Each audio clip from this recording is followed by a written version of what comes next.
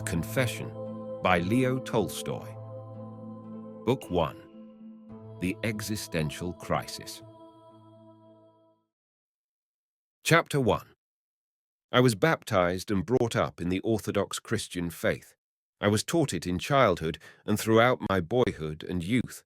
But when I abandoned the second course of the university at the age of 18, I no longer believed any of the things I had been taught.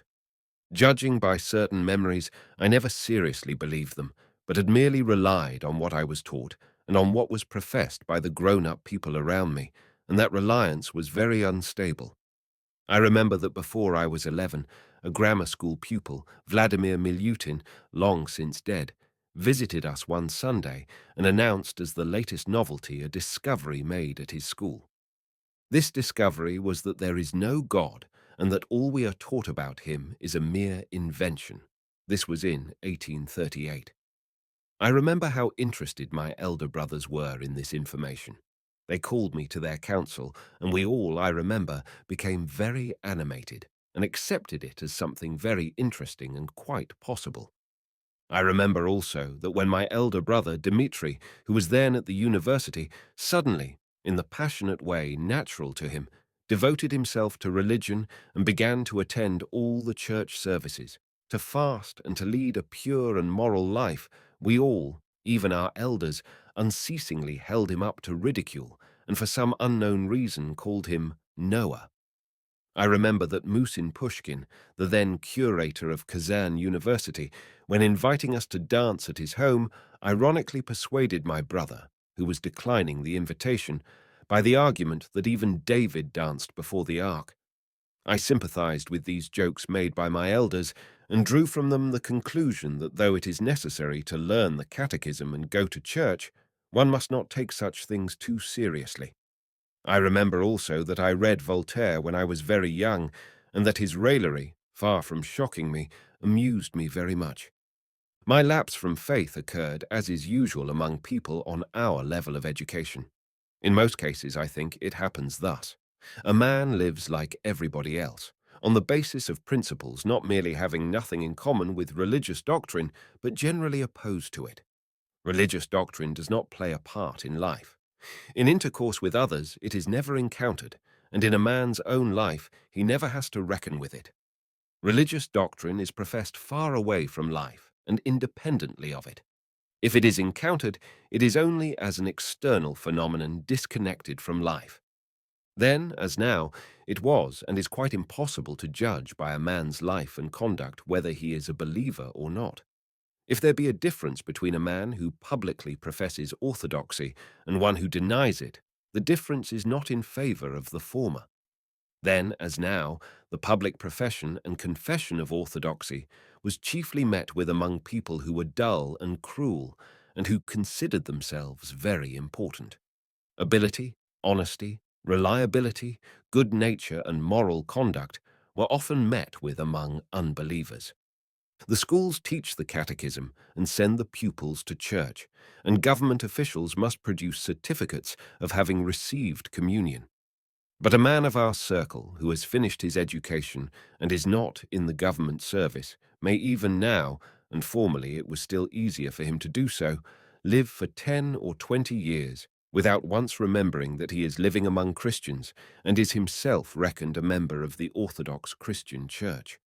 So that, now as formerly religious doctrine, accepted on trust and supported by external pressure, thaws away gradually under the influence of knowledge and experience of life which conflict with it, and a man very often lives on, imagining that he still holds intact the religious doctrine imparted to him in childhood, whereas in fact not a trace of it remains.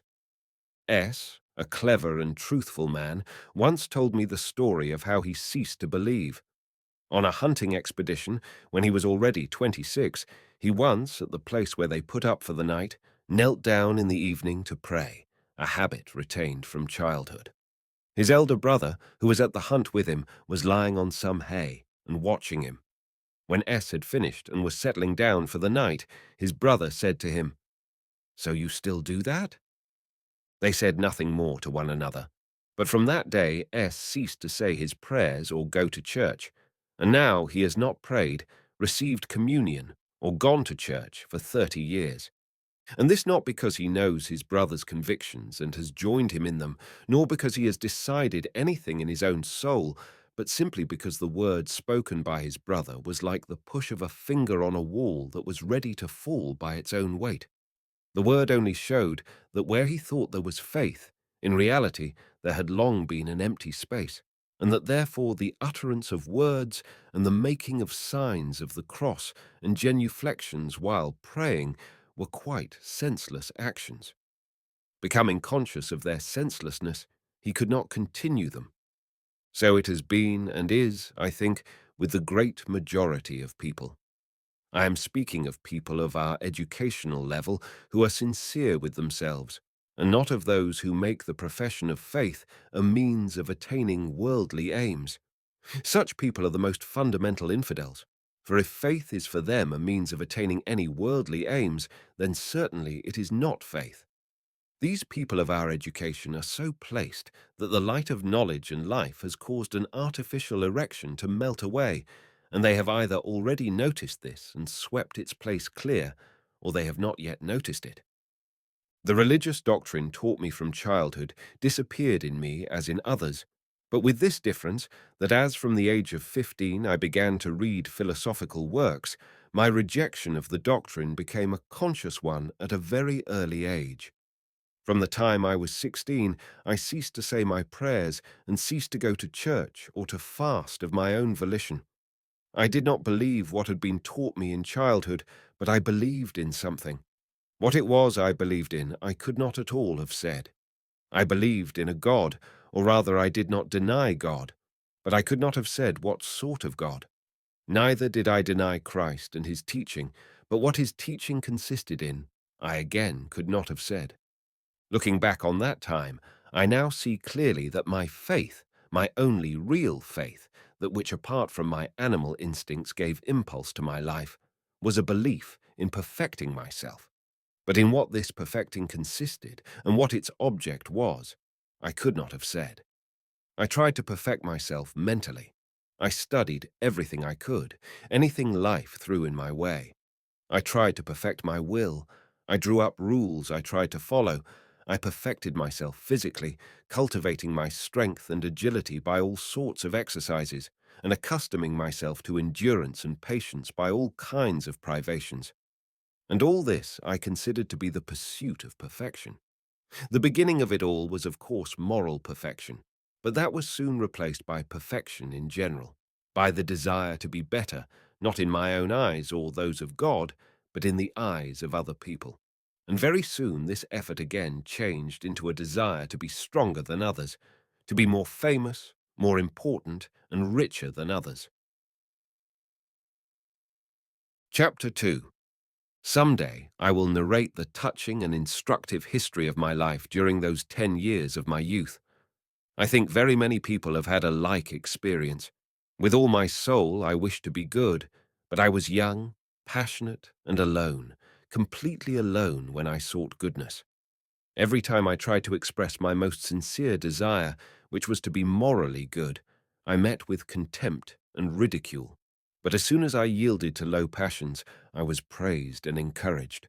Ambition, love of power, covetousness, lasciviousness, pride, anger, and revenge were all respected. Yielding to those passions, I became like the grown-up folk and felt that they approved of me. The kind aunt with whom I lived, herself the purest of beings, always told me that there was nothing she so desired for me as that I should have relations with a married woman. Rien ne forme un jeune homme, comme une liaison avec une femme comme il faut. Another happiness she desired for me was that I should become an aide-de-camp, and if possible, aide-de-camp to the emperor. But the greatest happiness of all would be that I should marry a very rich girl and so become possessed of as many serfs as possible. I cannot think of those years without horror, loathing, and heartache. I killed men in war and challenged men to duels in order to kill them. I lost at cards, consumed the labor of the peasants, sentenced them to punishments, lived loosely, and deceived people.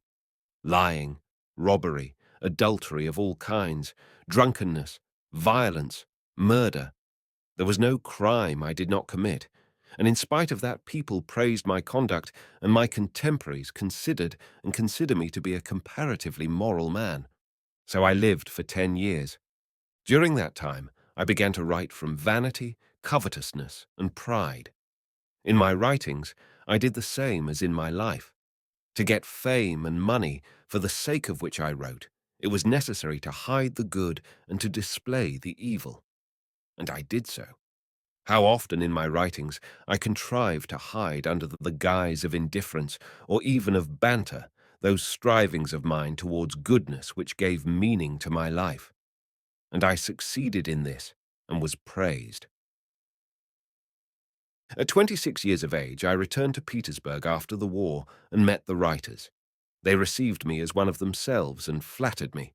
And before I had time to look round, I had adopted the views on life of the set of authors I had come among, and these views completely obliterated all my former strivings to improve.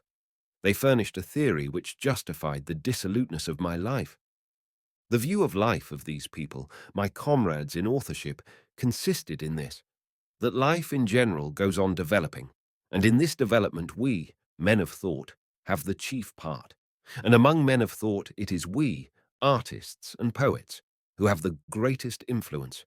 Our vocation is to teach mankind, unless the simple question should suggest itself, what do I know and what can I teach? It was explained in this theory that this need not be known and that the artist and poet teach unconsciously. I was considered an admirable artist and poet, and therefore it was very natural for me to adopt this theory. I, artist and poet, wrote and taught without myself knowing what. For this I was paid money. I had excellent food, lodging, women, and society, and I had fame, which showed that what I taught was very good. This faith in the meaning of poetry and in the development of life was a religion, and I was one of its priests. To be its priest was very pleasant and profitable, and I lived a considerable time in this faith without doubting its validity. But in the second, and still more in the third year of this life, I began to doubt the infallibility of this religion and to examine it. My first cause of doubt was that I began to notice that the priests of this religion were not all in accord among themselves. Some said, "We are the best and most useful teachers. We teach what is needed, but the others teach wrongly." Others said, "No, we are the real teachers, and you teach wrongly." And they disputed, quarreled, abused, cheated, and tricked one another. There were also many among us who did not care who was right and who was wrong, but were simply bent on attaining their covetous aims by means of this activity of ours. All this obliged me to doubt the validity of our creed.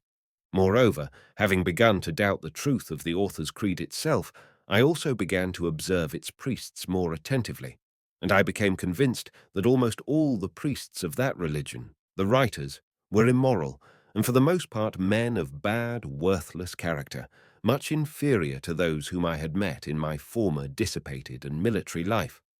But they were self-confident and self-satisfied, as only those can be who are quite holy or who do not know what holiness is. These people revolted me.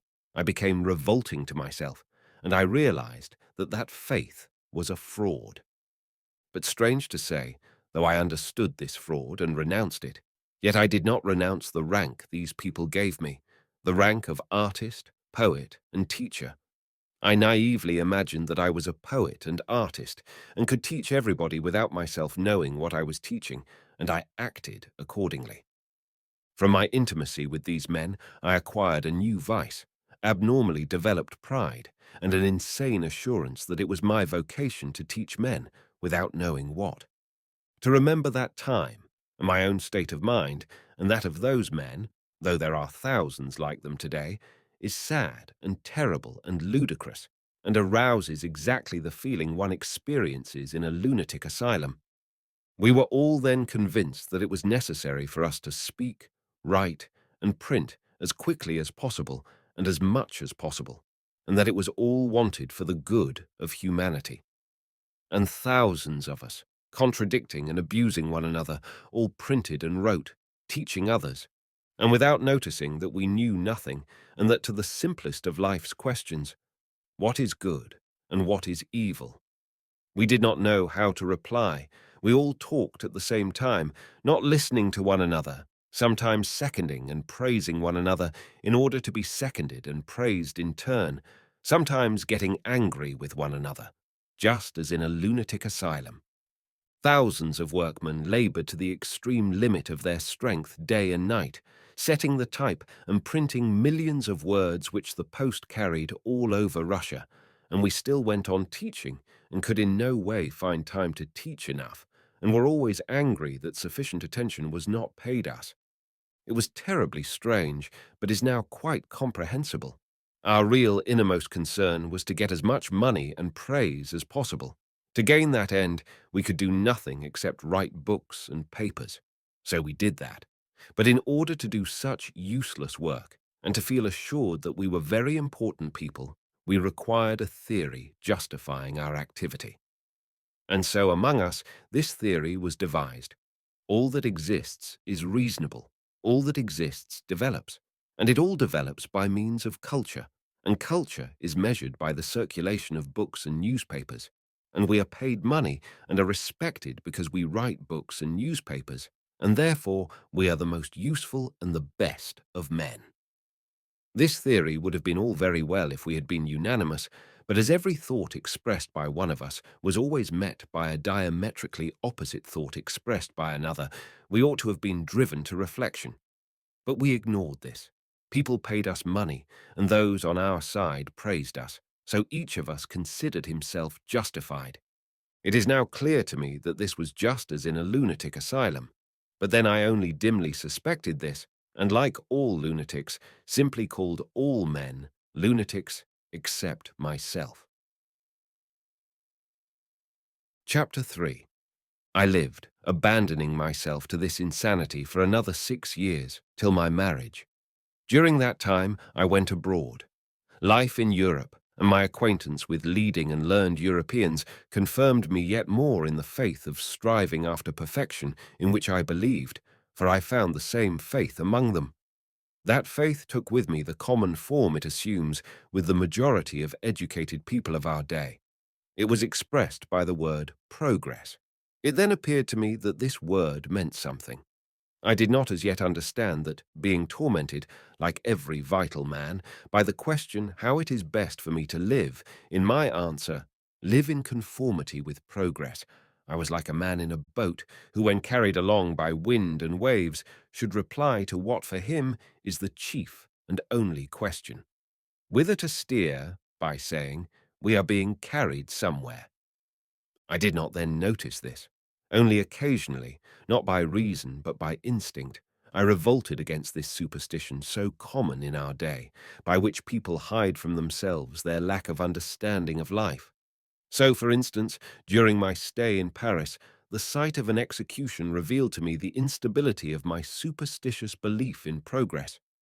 When I saw the head part from the body, and how they thumped separately into the box, I understood, not with my mind, but with my whole being, that no theory of the reasonableness of our present progress could justify this deed, and that though everybody from the creation of the world had held it to be necessary, on whatever theory, I knew it to be unnecessary and bad.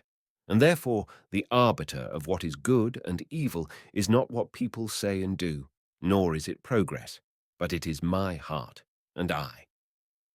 Another instance of a realization that the superstitious belief in progress is insufficient as a guide to life was my brother's death. Wise, good, serious, he fell ill while still a young man, suffered for more than a year, and died painfully, not understanding why he had lived, and still less why he had to die. No theories could give me, or him, any reply to these questions during his slow and painful dying. But these were only rare instances of doubt, and I actually continued to live professing a faith only in progress. Everything evolves, and I evolve with it, and why it is that I evolve with all things will be known some day. So I ought to have formulated my faith at that time. On returning from abroad, I settled in the country and chanced to occupy myself with peasant schools.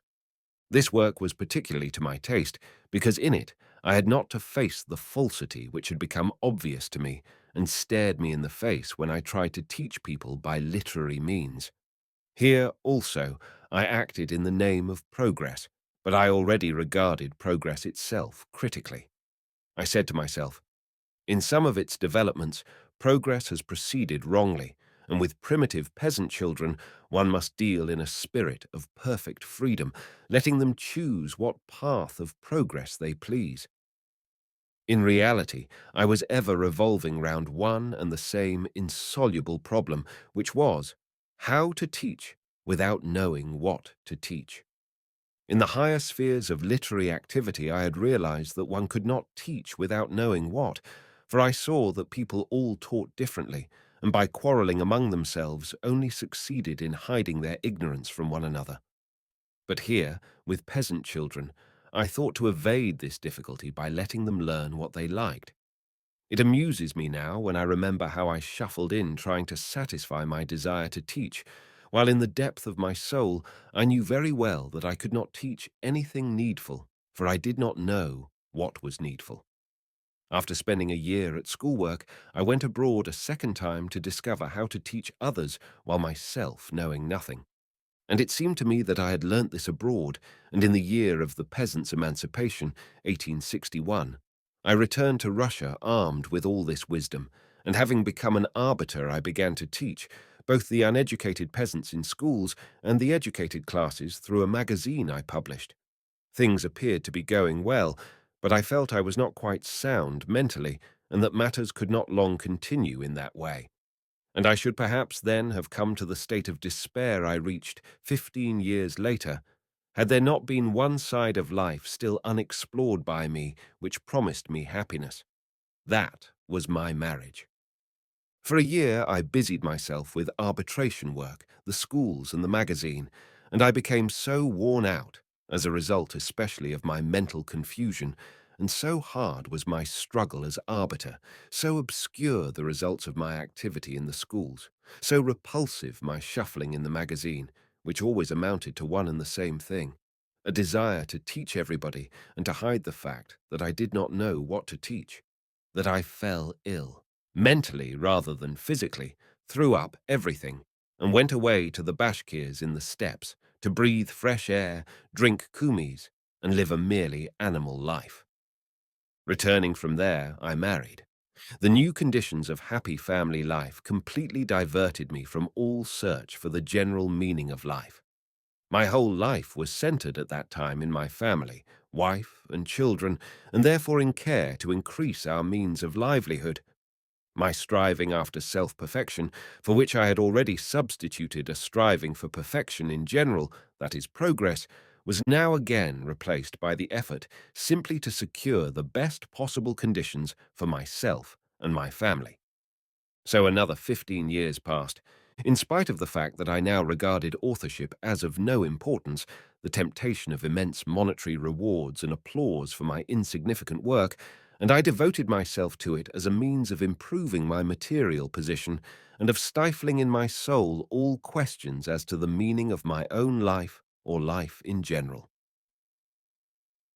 I wrote, teaching what was for me the only truth, namely, that one should live so as to have the best for oneself and one's family.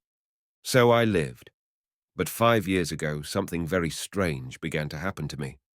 At first, I experienced moments of perplexity and arrest of life, and though I did not know what to do or how to live, and I felt lost and became dejected. But this passed, and I went on living as before.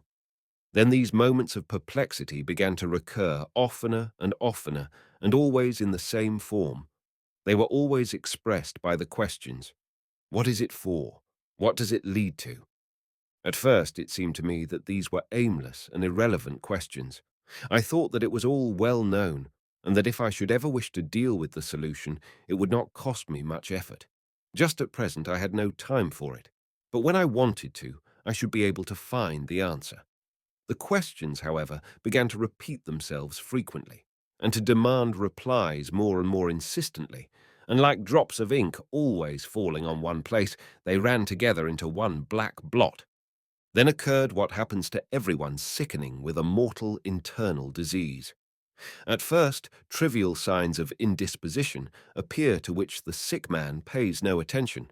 Then these signs reappear more and more often and merge into one uninterrupted period of suffering.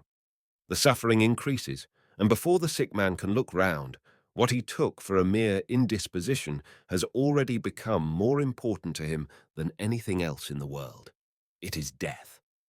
That is what happened to me. I understood that it was no casual indisposition, but something very important, and that if these questions constantly repeated themselves, they would have to be answered. And I tried to answer them. The questions seemed such stupid, simple, childish ones. But as soon as I touched them and tried to solve them, I at once became convinced, first, that they are not childish and stupid, but the most important and profound of life's questions. And secondly, that occupying myself with my Samara estate, the education of my son, or the writing of a book, I had to know why I was doing it. As long as I did not know why, I could do nothing and could not live. Amid the thoughts of estate management which greatly occupied me at that time, the question would suddenly occur. Well, you will have 6,000 desiatinas of land in Samara government and 300 horses. And what then? And I was quite disconcerted and did not know what to think. Or when considering plans for the education of my children, I would say to myself, what for? Or when considering how the peasants might become prosperous, I would suddenly say to myself, but what does it matter to me? Or when thinking of the fame my works would bring me, I would say to myself, very well, you will be more famous than Gogol or Pushkin or Shakespeare or Molière, or than all the writers in the world. And what of it? And I could find no reply at all. The questions would not wait. They had to be answered at once, and if I did not answer them, it was impossible to live. But there was no answer. I felt that what I had been standing on had collapsed, and that I had nothing left under my feet. What I had lived on no longer existed, and there was nothing left.